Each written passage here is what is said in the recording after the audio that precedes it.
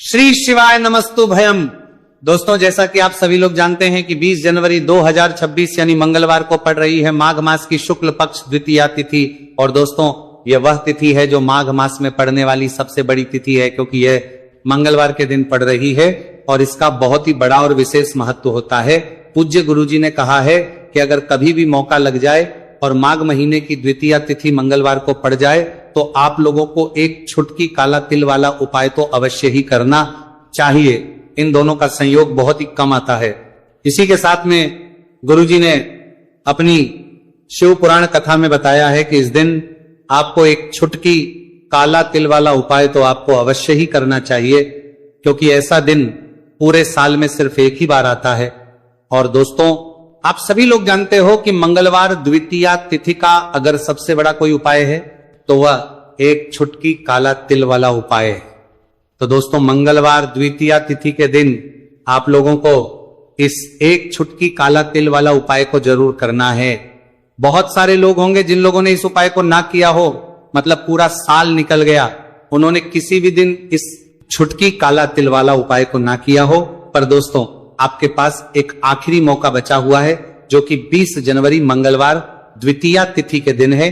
इस दिन आप लोगों को इस वाले उपाय को जरूर कर लेना है। भले ही आपने पूरे महीने भर इस उपाय को ना किया हो, पर अगर आपने इस महीने के मंगलवार द्वितीया तिथि के दिन अगर इस वाले उपाय को कर लिया तो आपको इस उपाय को करने का वो फल मिलेगा जिसकी आपने कभी कल्पना भी नहीं करी होगी।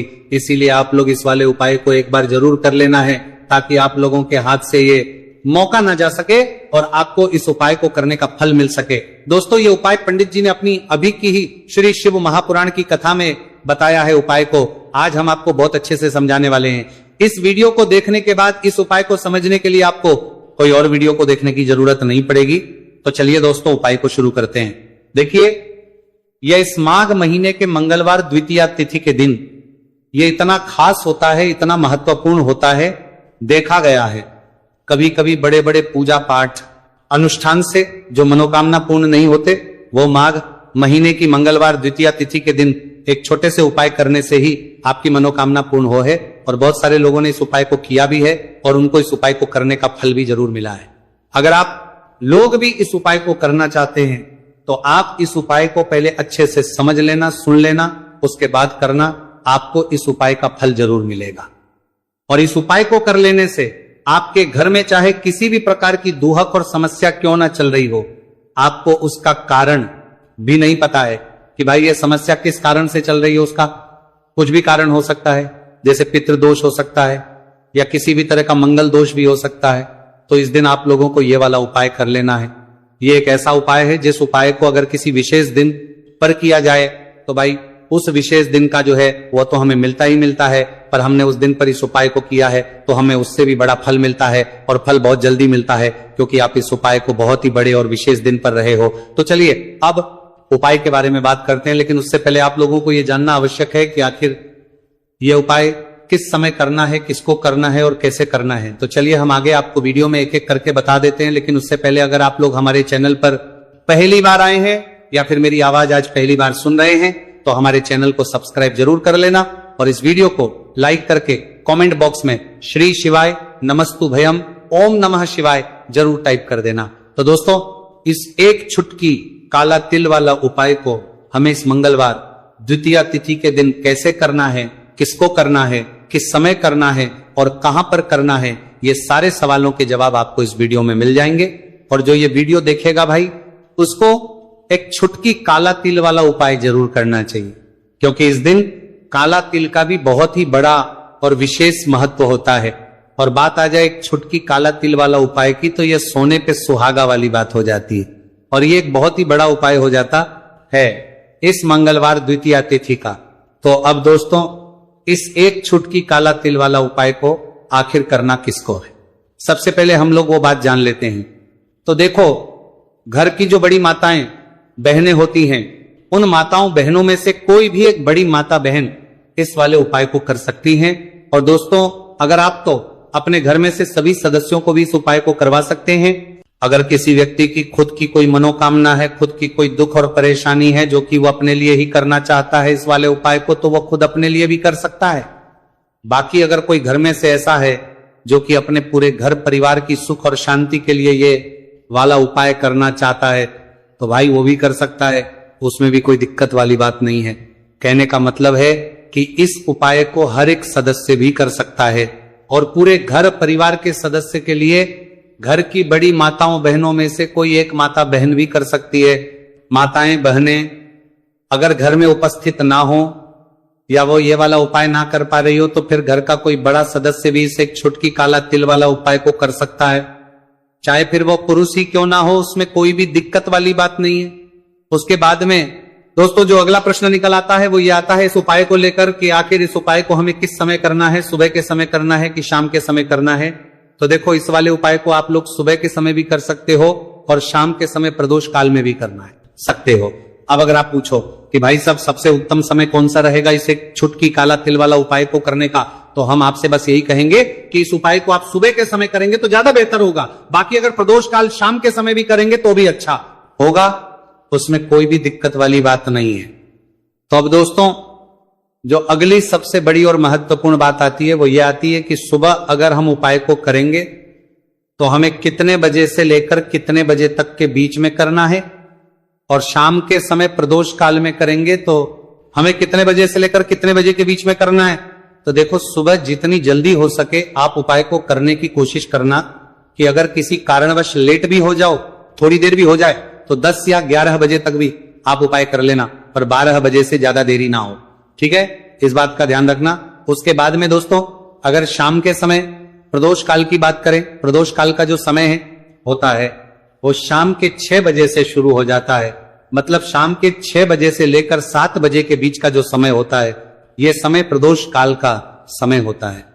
तो आप उपाय को 7 या 8 बजे के बीच में भी कर सकते हो। मतलब शाम के 6 बजे से रात 8 बजे के बीच में आप कभी भी इस वाले उपाय को कर सकते हो, उसमें कोई भी दिक्कत वाली बात नहीं है। देखिए यदि आपके जीवन में संकट बहुत ही अधिक चल रहे हो, समस्याएं बहुत ही अधिक चली हो, एक एक रूप खर्च करने आपको बस ओढ़ रहा है, भूमि से जुड़ी हुई कोई भी समस्या हो या फिर आपके विवाह से जुड़ी हुई कोई भी समस्या हो या आपके व्यापार से जुड़ी हुई कोई भी समस्या हो, तो आपकी ये सारी समस्या इस मंगलवार द्वितीया तिथि के दिन समाप्त होने वाली है। तो चलिए दोस्तों जानते हैं उस विशेष उपाय के बारे में। देखिए इस वीडियो में हम पूज्य गुरुजी द्वारा बताए गए 3 बहुत ही चमत्कारिक उपायों के बारे में जानेंगे। देखिए ये जो उपाय है आपके जीवन से दुर्भाग्य का तो अंत करेंगे ही, साथ ही साथ यदि आपके जीवन में धन की समस्या चल रही है तो वह सभी भी आपकी समाप्त हो जाएंगी। देखिए गुरुजी ने बताया है कि जब भी मंगलवार द्वितीया तिथि का दिन पड़े तो हमें कर्ज मुक्ति के लिए कुछ उपाय करने चाहिए। इसी के साथ हमें धन प्राप्ति, भूमि से जुड़े कार्यों और विवाह के लिए भी उपाय करने चाहिए। तो चलिए दोस्तों जानते हैं गुरुजी द्वारा बताए गए सबसे पहले उपाय के बारे में। देखिए यह उपाय विशेषकर उन लोगों को करना है जिनकी भूमि से जुड़ी कोई भी समस्या चल रही हो, यानी कि उनकी भी जमीन से जुड़ी हुई समस्या चल रही है, यानी कि जो लोग मकान खरीदना चाहते हैं या फिर उनका खेत से जुड़ा कोई भी केस चल रहा है या फिर जिनके भी विवाह में विलंब हो रहा है या फिर जिन भी लोगों के जीवन में कर्ज बहुत ही अधिक बढ़ने लगा है, कर्ज जो है वह चुका नहीं पा रहे हैं। तो गुरुजी ने कहा है कि ऐसे लोगों को यह उपाय करना चाहिए। देखिए इस उपाय के लिए आपको थोड़े से काले तिल ले लेने हैं। देख आपको मात्र एक चुटकी काले तिल ले लेने हैं, इसी के साथ में आपको थोड़ा सा शहद ले लेना है, फिर सबसे अंत में आपको एक लोटा शुद्ध जल ले लेना है। तांबे के पात्र के अंदर आपको अपने घर से शुद्ध जल ले लेना है और इन सभी सामग्रियों को आपको लेकर के पहुंच जाना है भगवान शिव के मंदिर में। देखिए पूज्य गुरुजी ने बताया है कि इस उपाय को आप सुबह से लेकर के शाम तक किसी भी समय में कर सकते हैं। देखिए मंदिर पहुंचने के आप जो काले तिल लेकर के गए थे उनमें आपको थोड़ा सा शहद लगा लेना है। देखिए आप जो शहद लेकर के आए हैं उस शहद में आपको ये काले तिल अच्छे से डुबो देना है और शहद से युक्त ये जो काले तिल हैं इन्हें आपको शिवलिंग पर अर्पित कर देने हैं या फिर आपको शिवलिंग के चारों तरफ अच्छे से काले तिल का लेपन कर देना है। पूज्य गुरुजी ने बताया है कि लेपन करते समय यदि आपके जीवन में कर्ज से जुड़ी समस्याएं चल रही हैं, लेपन करते समय आपको आर्यन मुक्तेश्वर महादेव का स्मरण करना है या फिर आपके जीवन में विवाह से संबंधित या फिर जमीन से संबंधित कोई भी समस्या चल रही है तो फिर आपको मंगलेश्वर महादेव का स्मरण करना है। इसके बाद जो आप जल लेकर के आए हैं उसे आपको धीरे धीरे शिवलिंग पर अर्पित कर देना है तथा आपको लगातार शिव महापुराण के मूल मंत्र श्री शिवाय नमस्तुभयम इस मंत्र का जाप करते रहना है। पूज्य गुरुजी ने बताया है कि सिर्फ एक मंगलवार द्वितीय तिथि यह उपाय करके देखना और आप स्वयं देखेंगे कि 2 से 3 महीने के अंदर आपके जीवन से जुड़ी हुई जो भी समस्याएं हैं, बस सभी समस्या बहुत ही जल्द महादेव की कृपा से दूर होने लगेगी। तो दोस्तों, इस प्रकार से आपको यह पहला उपाय ना है। अब हम जानते हैं दूसरे विशेष उपाय के बारे में। देखिए, इस उपाय के लिए आपको एक प्यारी सी बेलपत्र ले लेनी है। इसी के साथ में एक लोटा शुद्ध जल लेना है तांबे के पात्र के अंदर, और इसी के साथ में आपको थोड़ा सा शहद ले लेना है। देखिए, मंगलवार का दिन है और मंगलवार द्वितीय तिथि के दिन यदि हम शहद का उपाय करते हैं तो इससे महादेव हमसे बहुत ही अधिक प्रसन्न होकर के हमारी मनोकामना को परिपूर्ण करते हैं। देखिए दोस्तों, यदि आपको बेलपत्र नहीं मिल पाती है तो आप भगवान शिव के शिवलिंग पर जो बेलपत्र छड़ी हुई होती है उसे शुद्ध जल से धो करके उसका उपयोग कर सकते हैं। तो इन सभी सामग्रियों को आपको भगवान शिव के मंदिर में लेकर के पहुंच जाना है।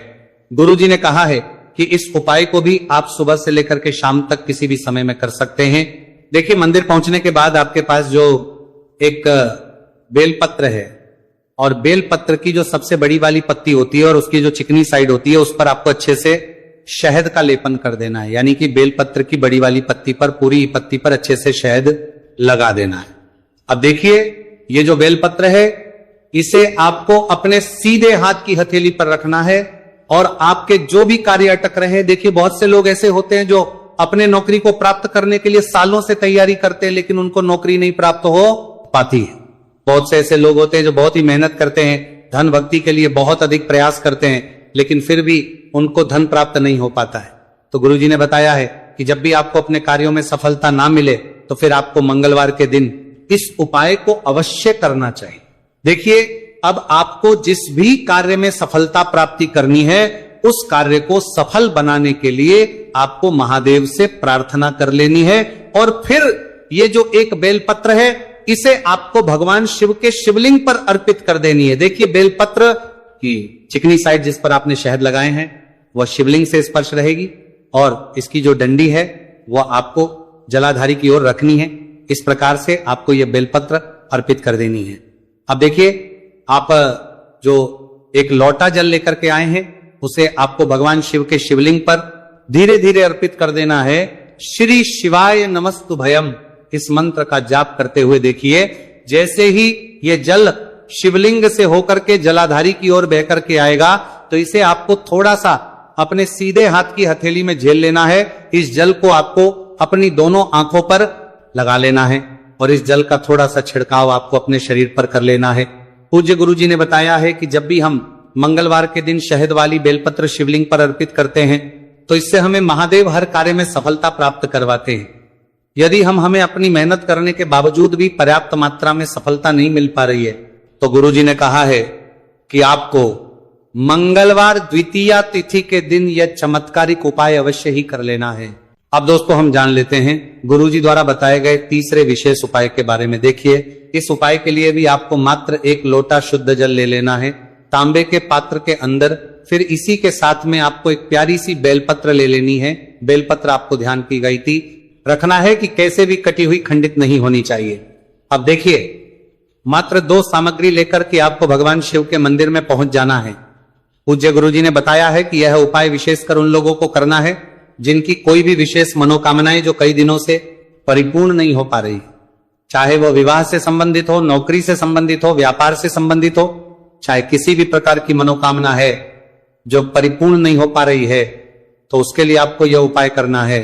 देखिए, इस उपाय को भी आप सुबह से कि शाम तक किसी भी समय में कर सकते हैं। देखिए, मंदिर पहुंचने के बाद सबसे पहले तो आप बेलपत्र लेकर के आए हैं, उसे आपको अपने सीधे हाथ की हथेली पर रखना है और आपको महादेव से प्रार्थना करनी है कि हे मेरे महादेव, मेरी ये जो मनोकामनाएं बहुत दिनों से अधूरी है, मैंने कई प्रकार के उपाय कर लिए हैं, कई प्रकार के व्रत कर लिए हैं, लेकिन अभी तक मेरी मनोकामना परिपूर्ण नहीं हो पाई है। तो उस मनोकामना को परिपूर्ण करने के लिए प्रार्थना करनी है और ये एक बेलपत्र आपको शिवलिंग पर अर्पित कर देनी है। देखिए, बेलपत्र की जो चिकनी साइड है वह शिवलिंग से स्पर्श रहेगी और इसकी जो है वो आपको जलाधारी की ओर रखनी है। इस प्रकार से आपको ये बेलपत्र अर्पित कर देनी है। इसी प्रकार से आपको ये बेलपत्र अर्पित करनी है। अब देखिए, आप जो एक लोटा शुद्ध जल लेकर के आए हैं इसे आपको धीरे धीरे शिवलिंग पर अर्पित कर देना है। इस मंत्र का जाप करते हुए देखिए, जल अर्पित करते हुए आपको कम से कम 11 बार श्री शिवाय नमस्तुभयम या फिर ओम नमः शिवाय इस मंत्र का जाप कर लेना है। पूज्य गुरु जी ने बताया है कि जो भी व्यक्ति 20 जनवरी मंगलवार द्वितीया तिथि के दिन शिवलिंग के सामने इस उपाय को करता है तो उसकी जो भी मनोकामना है वह महादेव की कृपा से निश्चित ही परिपूर्ण हो जाती है। तो दोस्तों, यह थे पूज्य गुरु जी द्वारा बताए गए कुछ बहुत ही खास उपाय। अगर आपको जानकारी अच्छी लगी हो तो वीडियो लाइक करिएगा। मिलते हैं फिर एक नई वीडियो के साथ। श्री शिवाय नमस्तु भयम।